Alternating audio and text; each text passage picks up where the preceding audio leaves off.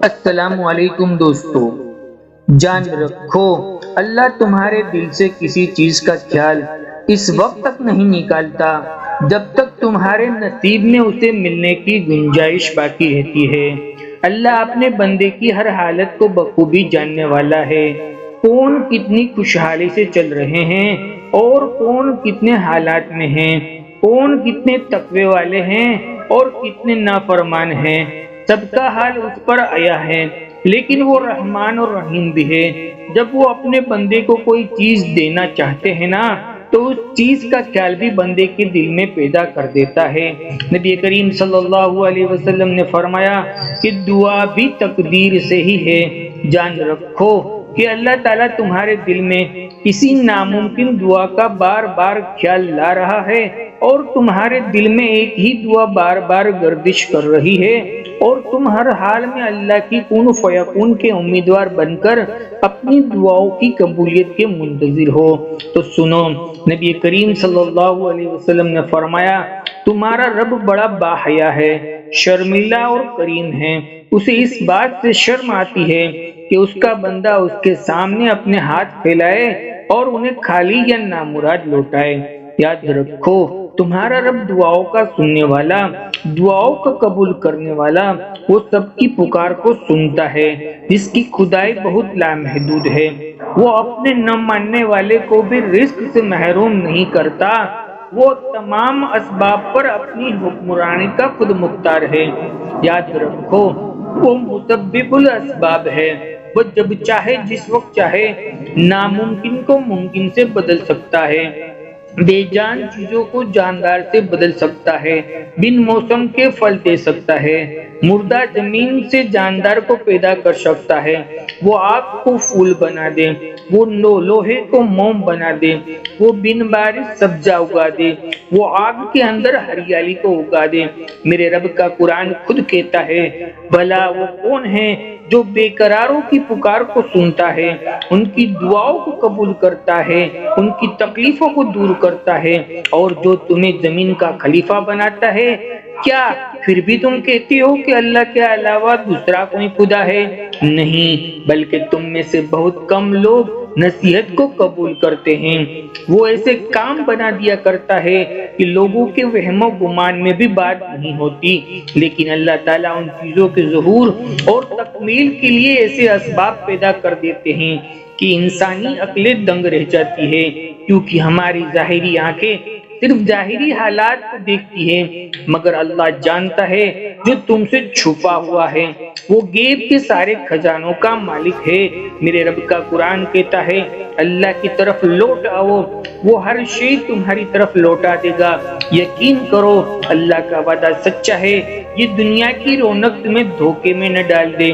اور اگر آج تمہاری کوئی تدبیر کامیاب ثابت نہیں ہو رہی اور تمہاری کوئی تدبیر سے تمہیں کوئی ممکن راہ دکھائی نہیں دے رہی، تو یاد کرو جب فرعون نے حضرت موسیٰ علیہ السلام کو روکنے کے لیے بنی اسرائیل کے تمام چھوٹے چھوٹے بچوں کو قتل کرنے کا حکم صادر کر دیا تھا اور لاکھوں بچوں کو قتل کر دیا تھا، لیکن جس کی بات کا اسے ڈر تھا اسی بچے حضرت موسیٰ علیہ السلام نے فرعون کے ہی گھر کے اندر اپنی تربیت پائی۔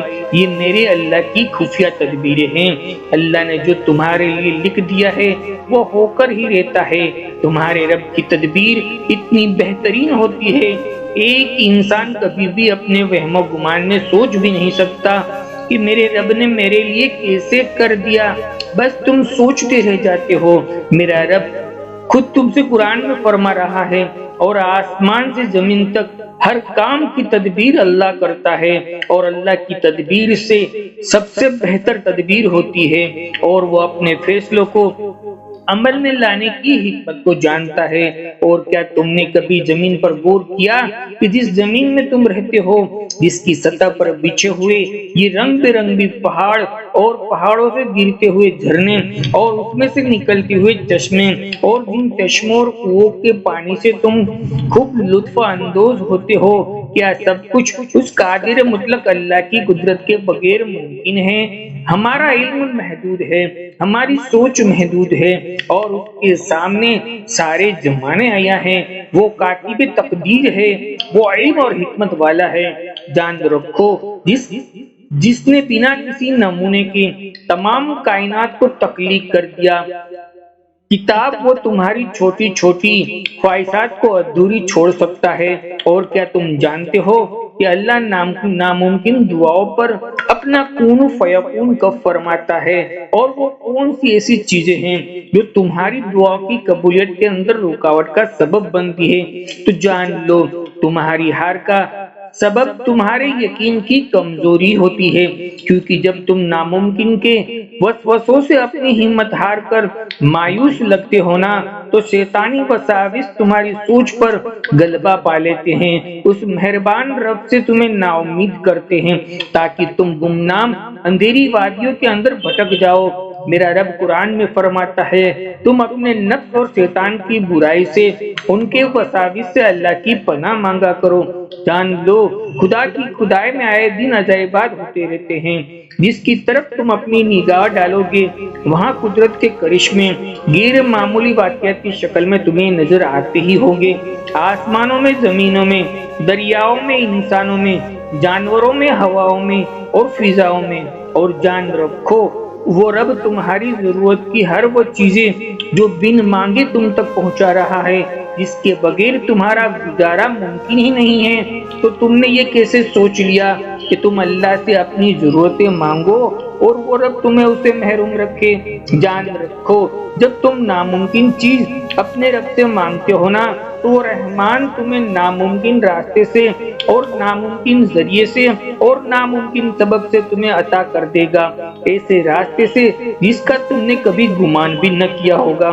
اور اگر آج تمہارا دل بار بار اللہ سے ایک ہی دعا مانگ رہا ہے اور ناممکن کی تڑپ تمہیں راتوں کی تنہائی تک اللہ سے مانگنے تک لے آئی ہے، تو اس بات کا واضح اشارہ ہے کہ اللہ نے تمہیں مانگنے کی توفیق عطا فرما دی ہے۔